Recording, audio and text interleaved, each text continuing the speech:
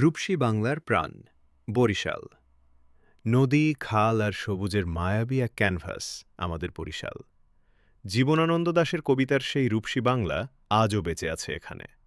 রূপের মোহে কবি যেখানে বারবার ফিরে আসার আকুতি জানিয়েছিলেন। ধান, নদী আর খাল, এই তিন নিয়েই ঐতিহ্যের বরিশাল। দক্ষিণাঞ্চলের এই রানীকে বলা হয় বাংলার আসল ভেনিস। জালের মতো ছড়িয়ে থাকা অসংখ্য নদী আর খাল এর মূল সৌন্দর্য। যান্ত্রিক জীবনের ক্লান্তি দূর করতে বরিশালের প্রকৃতি অনন্য।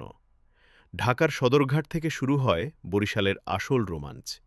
বিশাল সব বিলাসবহুল লঞ্চের রাতজাগা যাত্রা এক দারুণ অনুভূতি।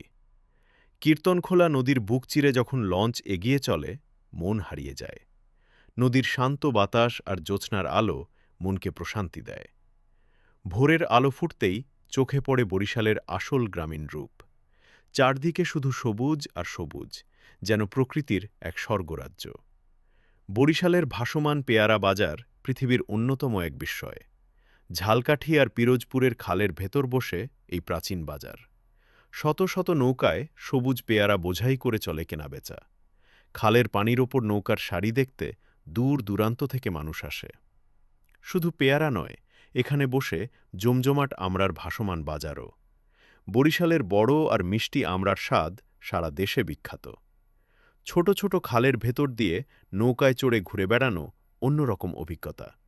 দুপাশের গাছে গাছে ঘেরা সবুজ প্রকৃতি চোখকে আরাম দেয়। এখানকার মানুষের অতিথি পরায়ণতা ও সহজ সরল জীবন মুগ্ধ করার মতো। বরিশালের আঞ্চলিক ভাষার মিষ্টি টান যে কারো মন কেড়ে নেয়। মনু, ভালো আছো? এই একটি ডাকেই লুকিয়ে থাকে গভীর আন্তরিকতা।